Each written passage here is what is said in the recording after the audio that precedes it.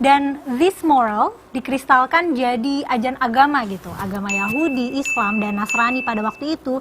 Jadi punya produk hukum makan babi itu berdosa banget. Megangnya aja najis. Loh, kalau alasannya defisit air sama Indonesia jadi nggak relevan dong.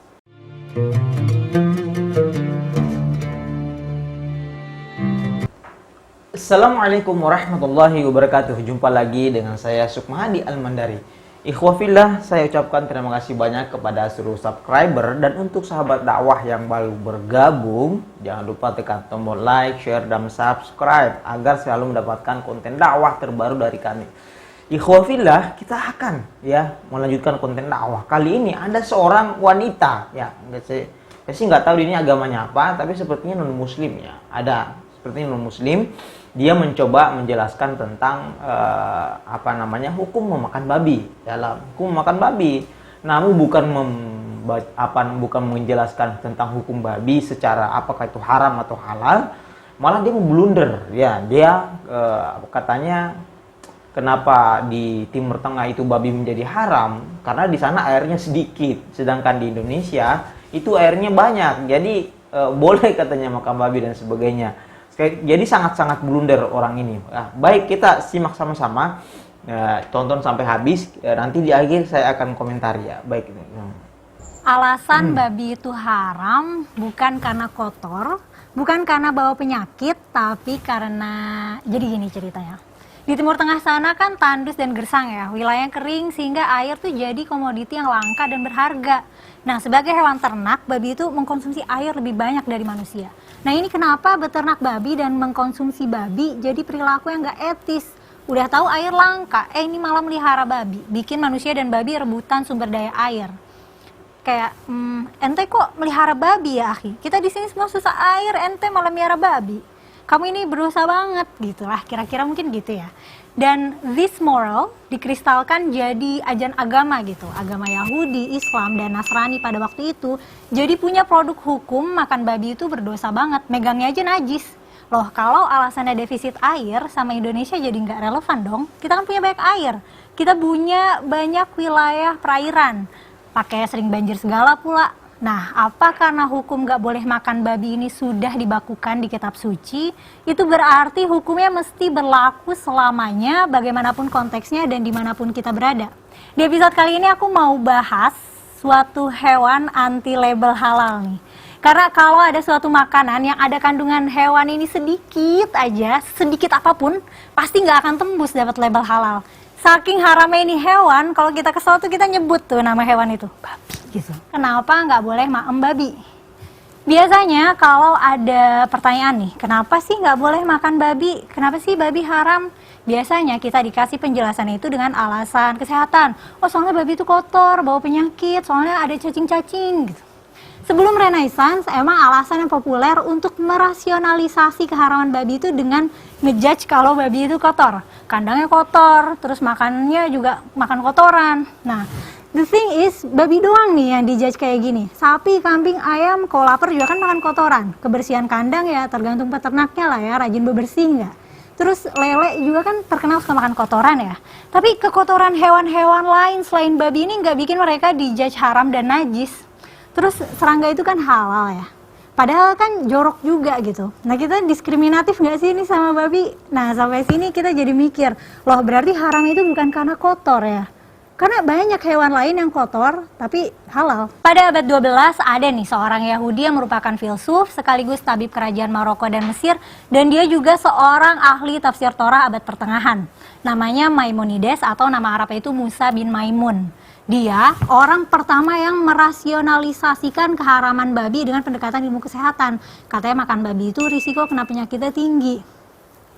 Jadi babi itu berpotensi bawa penyakit cacing pita dan keluron. Cuman masalahnya sapi juga karier cacing pita. Terus sapi, kambing, domba juga merupakan vektor keluron.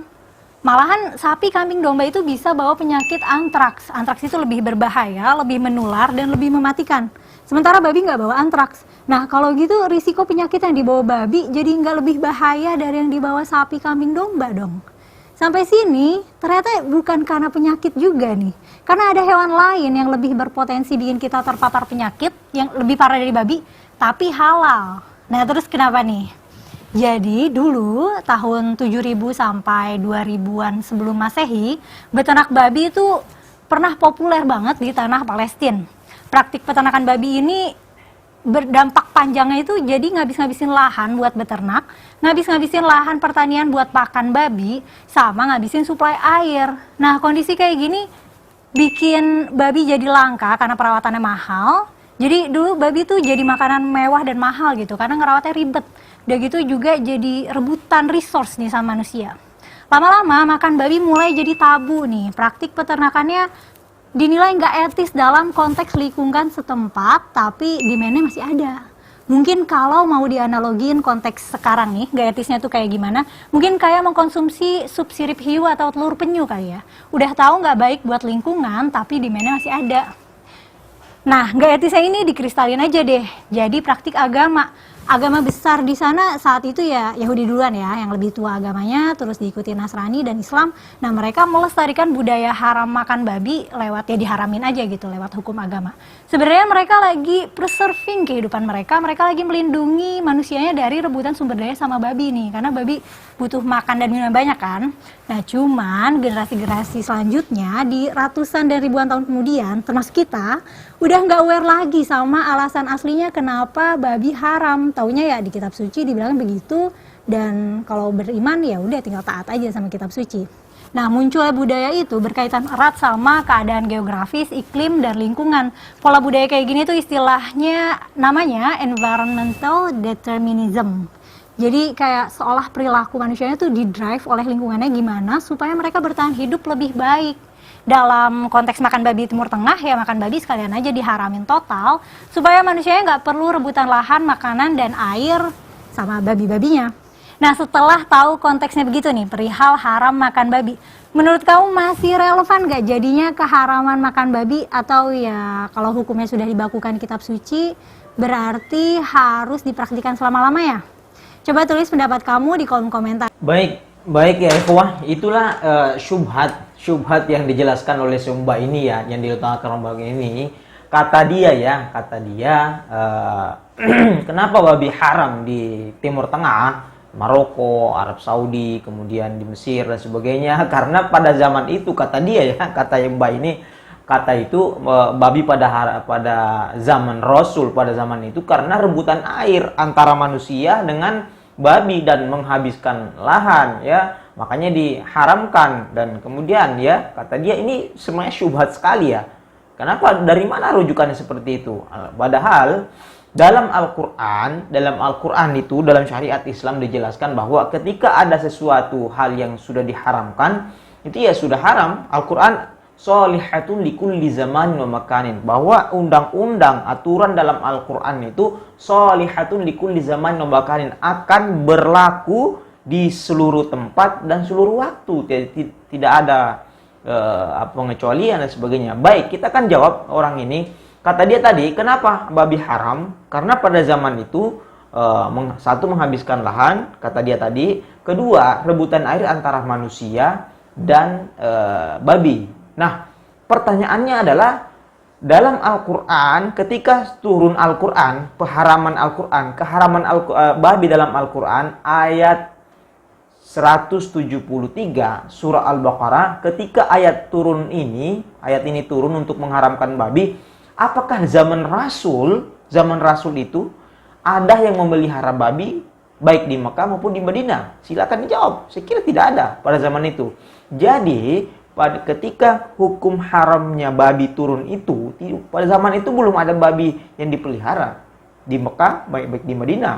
Jadi kita sudah bantah orang ini bahwa pengharaman babi itu bukan karena masalah air dan sebagainya. Ini sangat ngaco sekali ya.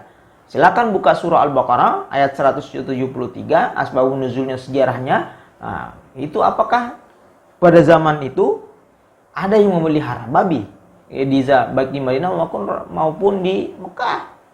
Saya kira tidak ada ya. Makanya hal yang dilontarkan oleh Mbak ini tadi itu tidak benar. Jadi ketika Allah Subhanahu wa taala menjelaskan bahwa hukum makan babi itu haram, ya haram.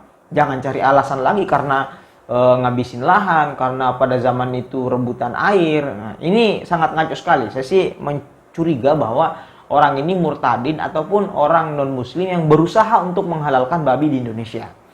Al-Quran sholihatun likulli zamanin wa makanin. Itu kaidahnya bahwa syariat Islam akan selalu relevan ya di semua waktu, tahun 2030, 2050, 2060, 70 itu Al-Quran tetap haram tetap makan babi. Nah, baik di Indonesia, mau di Madinah, mau di Mekah, mau di Indonesia, di Filipina dan sebagainya, bagi umat Islam tetap haram makan babi. Karena itu kata Al-Quran, jangan membantah lagi. Makanya heran sekali saya melihat wanita ini membantah Al-Quran bahwa di Indonesia tidak relevan lagi pengharaman babi. Kata dia halal makan babi di Indonesia karena airnya banyak. Ini sangat konyol sekali ya. Karena zaman Rasulullah SAW ketika ayat turun, ayat pengharaman Al-Quran, pengharaman babi turun dalam surah Al-Baqarah tadi, itu pada zaman itu masyarakat belum belum memelihara babi.